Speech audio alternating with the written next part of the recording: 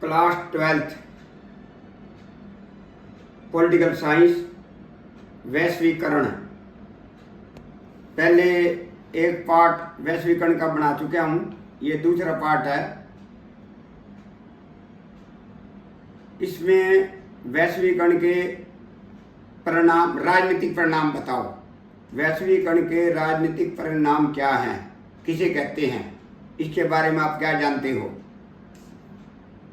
वैश्वीकरण के राजनीतिक परिणाम, राज्य की क्षमता में कमी आई है। वैश्वीकरण से राज्य की क्षमता में कमी आई है। यहाँ राज्य का अर्थ क्या करना है? सरकार। सरकार की शक्ति में, ताकत में कमी आई है। जहाँ भी राज्य आएगा ये मान के चलना कि सरकार है वहाँ, तो राज्य की क्षमता में कमी आई है। अब राज्य कुछ मुख्य कार्य पर ही निर्भर रह गया। कुछ मुख्य कार्य करता है, जैसे कानून बनाना, कानून की व्यवस्था को बनाए रखना, लोगों की सुरक्षा करना, यहीं तक सीमित है। अब राज्य कल्याणकारी राज्य नहीं रहा। अब जो है कुछ मुख्य कार्य पर ही जो है कार्य करता है। जो भी बताए हैं, कानून बनाना, कानून की व्यवस्था को बनाए रखना और लोगों की सुरक्षा करना, यहीं तक सीमित है। राज्य वैश्वीकरण के कारण जो है इसकी क्षमता में कमी आई है। लेकिन यहाँ हम ये भी देखते हैं, वैश्वीकरण के कारण बाजारों का महत्व बढ़ गया है, क्योंकि बाजार आर्थिक और सामाजिक प्राथमिक रूप से नीतियों का निर्धारण, आर्थिक प्राथमिक नीतियों का निर्धारण करते हैं। आर्थिक रूप से प्राथमिक नीतियों का निर्धारण करते हैं। क्यों? इस यहाँ हमें पता लगता है कि जो है बाजार महत्वपूर्ण हो गए हैं। अब यहाँ पर हम ये देखते हैं कि लोगों के दो प्रकार के विचार हैं। एक ये कहते हैं, ये अगला पॉइंट में आ जाएगा, एक ये कहते हैं कि राज्य की क्षमता में कमी आई है। मैं पहले भी बता चुका हूँ, राज्य का अर्थ है सरकार। सरकार की क्षमता में कमी आई है, ताकत में, शक्ति में। तो यहाँ ये कहते हैं भाई राज्य की क्षमता में कमी आई है। लेकिन दूसरी तरह से लोग क्या कहते हैं, दूसरे प्रकार के जो लोग हैं वो ये कहते हैं राज्य की क्षमता में कमी नहीं आई है, राज्य की ताकत जो है वैसे की वैसे है, जैसे पहले थी उसी तरह बरकरार है जैसे पहले थी। लेकिन बल्कि राज्य की क्षमता बढ़ी है, ताकत में को बढ़ावा मिला है। बोला राज्य क्यों बढ़ावा कैसे मिला? बोला कि वैश्वीकरण के कारण आधुनिक टेक्नोलॉजी आई है। तकनीकी, आधुनिक रूप से तकनीकी आई है, टेक्नोलॉजी आई है, जिससे राज्य का मतलब सरकार सभी लोगों की सूचनाओं को इकट्ठा कर सकता है, उनकी जानकारी प्राप्त कर सकता है। तो इससे हमें ये पता लगा कि राज्य की क्षमता में, ताकत में कमी नहीं आई है, बल्कि पहले की तरह बरकरार है। अर्थात पहले की तरह है ही, साथ शक्ति और भी ज़्यादा बढ़ी है, ये पता लगता है। तो यहाँ हम अगले पॉइंट में क्या देखेंगे, राज्य की नीतियों में, कार्यों में, भूमिका में बदलाव आया है। यहाँ सरकार भी लिख सकते हो, सरकार की नीतियों में, कार्यों में, भूमिका में बदलाव आया है। तो कहते हो भाई किसके कारण बदलाव आया? वैश्वीकरण के कारण। फिर क्या हुआ? बोला बदलाव आया तो बोला अब जो है सरकार अर्थात राज्य न्यूनतम हस्तक्षेप की नीति को अपना रही है। न्यूनतम हस्तक्षेप की नीति को अपना रही है। बोला कैसे? अब बोला जो उद्योग हैं उन पर कम से कम हस्तक्षेप करती है, उनके ऊपर कम से कम बाधा डालती है, कम से कम जो रुकावट डालती है, कम से कम जो है उनके ऊपर भाई कुछ ज़्यादा उनको कुछ करती नहीं है, उनके बारे में ज़्यादा उनको कुछ नहीं करती। क्यों? वो कहते हैं भाई उद्योग लगाने के लिए लोग ज़्यादा आकर्षित हो, ज़्यादा लोग आए। पहले ऐसा नहीं था। अब इस तरह हमें पता लगे राज्य अब कल्याणकारी राज्य ना रहकर बल्कि जो है कुछ कामों तक ही जो है सीमित रह गया है। अब जो कल्याणकारी राज्य नहीं है। बोला क्यों? बोला इसलिए नहीं है कि जो है राज्य अब कल्याणकारी फिर क्या होगा भाई, स्वास्थ्य व्यवस्था को उपलब्ध कराना, रोजगार के जो है रोजगार उपलब्ध कराना, लोगों की सुविधाओं को जो है पूरा करना। बोला अब वो नहीं है। राज्य अब कुछ मुख्य कार्य करता है। अभी जैसे बताया भाई कानून बनाना, कानून की व्यवस्था बनाना और लोगों की सुरक्षा करना।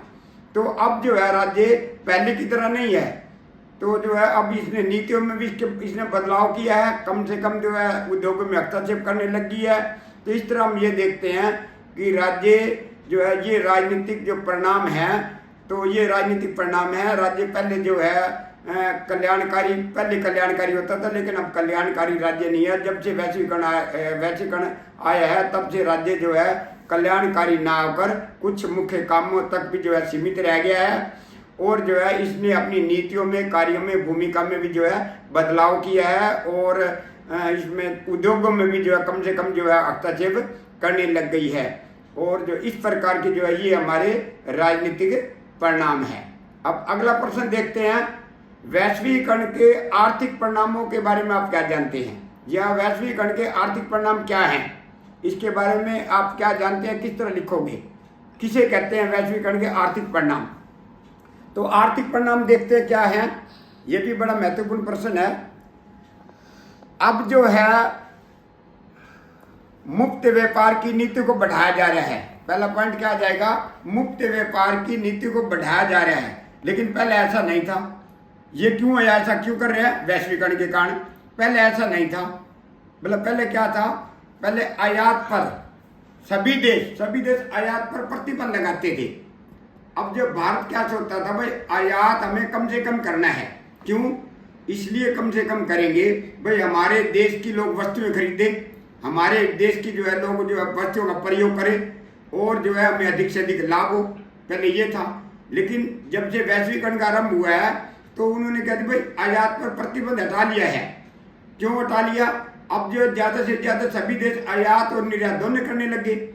आयात बला अधिक करेंगे, हम आयात ज़्यादा करेंगे, लोग यदि बाहर की वस्तु भी ज़्यादा खरीदेंगे, कर के रूप में हमें जो कुछ आर्थिक रूप से हम ज़्यादा शक्तिशाली बन जाएंगे, कर हमें ज़्यादा मिलेगा और हम आर्थिक रूप से ज़्यादा शक्तिशाली बनेंगे।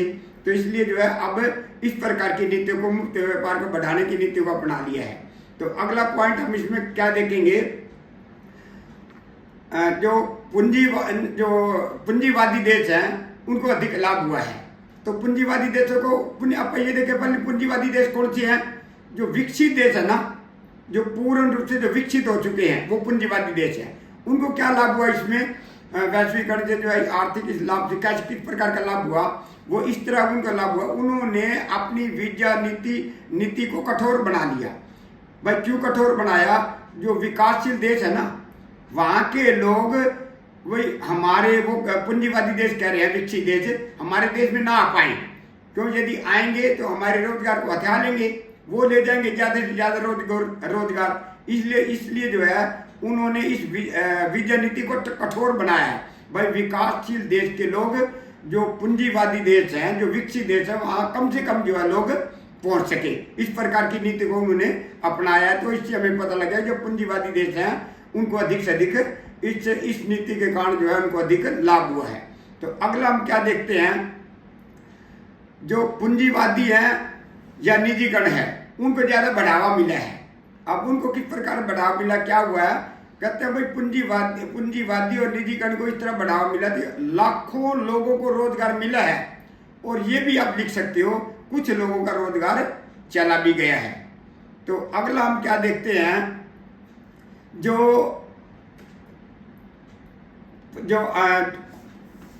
अब अपने अगले पॉइंट में क्या देखना हमने, कुछ अंतर्राष्ट्रीय संगठन है। कौन है? जैसे मुद्रा कोष, अंतर्राष्ट्रीय मुद्रा कोष, विश्व बैंक अर्थात जो वर्ल्ड बैंक है, या विश्व व्यापार संगठन। ये जो है अंतर्राष्ट्रीय महत्वपूर्ण संगठन है। ये क्या करते हैं? ये पूरी दुनिया के लिए, विश्व के लिए आर्थिक नीतियों का निर्माण करते हैं।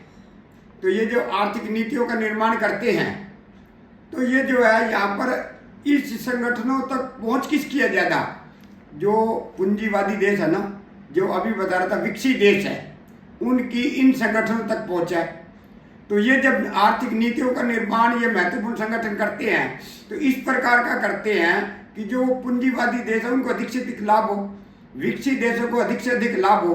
तो इसलिए और देशों के द्वारा इन पर आरोप भी लगाए जाते हैं कि जब ये आर्थिक नीतियों का पूरी दुनिया के लिए, विश्व के लिए निर्माण करते हैं, उनको अधिक लाभ होता है, उन भाई पूंजीवादी देशों को अधिक लाभ होता है। तो ये जो हमें देखे आर्थिक जो है कारण है, अभी हमने देखा आर्थिक कारण कि जो है पहले हमने देखा कि मुक्त व्यापार की नीति को ज़्यादा बढ़ावा मिला है। पहले जो है आयात पर जो है प्रतिबंध लगाया जाता था, भाई हमारे देश की अधिक से अधिक वस्तुएं खरीदी। अभी हमने देखा, अब हमने इसके साथ साथ अब अभी देखा कि जो है वो पूंजीवादी और जो है निजीकरण को जो है बढ़ावा मिला है, इनको जो है ये भी हमने देखा इसमें। और साथ साथ हमने ये भी देखा जो है अब जो ये अंतर्राष्ट्रीय संगठन है, इनको जो है मतलब ये भी जो नीति आर्थिक नीतियों का निर्माण करते हैं, तो ये भी जो है फिर क्या करते हैं, इनके पर आरोप लगते हैं, क्योंकि इनकी जो पूंजीवादी देश है यहाँ तक इनकी पहुँच है। तो ये है हमारे महत्वपूर्ण राजनीतिक और आर्थिक परिणाम। इनको मतलब ये 2-3 बार सुनोगे तो तुम्हारे को याद हो जाएंगे, और साथ में किताब भी पढ़ लेना।